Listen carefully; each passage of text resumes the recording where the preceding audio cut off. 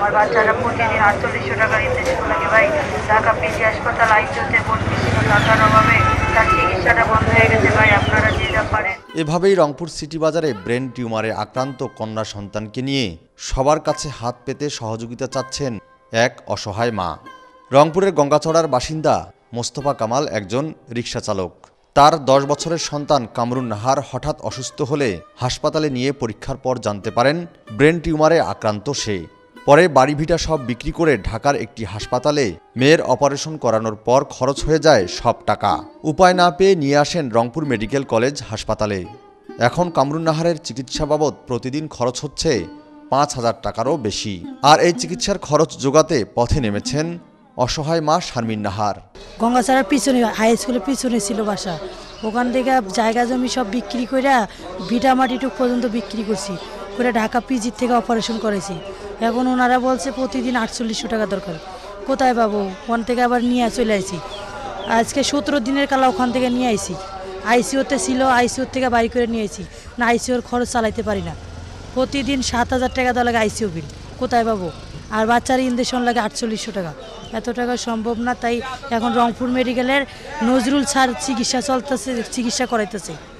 আর এই যা শুক্রবার আর শনিবার 2 দিন বড় ডাক্তার আসে না, তাই জন্য মানুষের কাছ থেকে হাত পাইতা সাহায্য উঠাইয়া চিকিৎসা করে। মা শারমিন নাহার বলছেন, সন্তানের চিকিৎসার জন্য এখনও অনেক টাকা প্রয়োজন, কিন্তু একটি টাকাও নেই তাদের কাছে। তাই সন্তানকে নিয়ে ঘুরছেন মানুষের দ্বারে দ্বারে। সম্পূর্ণ হিসাব করতে গেলে ওনারা বলছে টোটালি যদি প্রতিদিন 4800 টাকা লাগে, এক মাসে 60টা ইনজেকশন, তো 60টা ইনজেকশনের দাম হইতেছে আপনার 2,80,000 টাকার কাছাকাছি। এখনও 80,000 টাকা মনে করেন দেওয়া শেষ হয়ে গেছে, এখনও 2 লাখ টাকার প্রয়োজনে কোথায় পাবো? মায়ের একমাত্র চাওয়া সন্তানের সুস্থতা।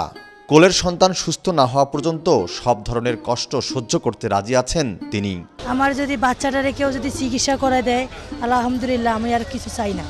আমার বাচ্চার চিকিৎসা হয়ে গেলে আমার আর মানুষের কাছে যেন হাত পাতা না লাগে, আর আমি যেন বাচ্চাটারে সম্পূর্ণ সুস্থ করে আমার ধন আমার বুকে রাখতে পারি, এটাই। এছাড়া আমার বেশি কিছু চাওয়ার মতো নাই। স্থানীয়রা বলছেন, মায়ের এই আকুতি খুবই হৃদয় বিদারক। সবাই এগিয়ে এলে এই অসহায় মায়ের মুখে হাসি ফোটানো সম্ভব বলে আশা তাদের। এক মা তার সন্তানকে নিয়ে এখানে সাহায্যের জন্য করিতেছে, তার ব্রেন টিউমার। সবাইকে সাহায্য করা উচিত এবং সবাই দিচ্ছে, কিন্তু একটু মোটামুটি করে সবাই দিলে তার ট্রিটমেন্টের জন্য ভালো হয় আর কি। আমাদের সবারই দরকার তাকে সাহায্য করার জন্য। আমরা যতটুকু পারি তাকে দেখব, সহযোগিতা করার চেষ্টা করব। আমরা সবাই মিলেই দেওয়ার চেষ্টা করি যাতে বাচ্চাটা সুস্থ হয়। ব্রেন টিউমারে আক্রান্ত কামরুন নাহার বর্তমানে রংপুর মেডিকেল কলেজ হাসপাতালের নিউরোমেডিসিন বিভাগের চিকিৎসক নজরুল ইসলামের তত্ত্বাবধানে আছেন। ফখরুল শাহিন, চ্যানেল 24, রংপুর।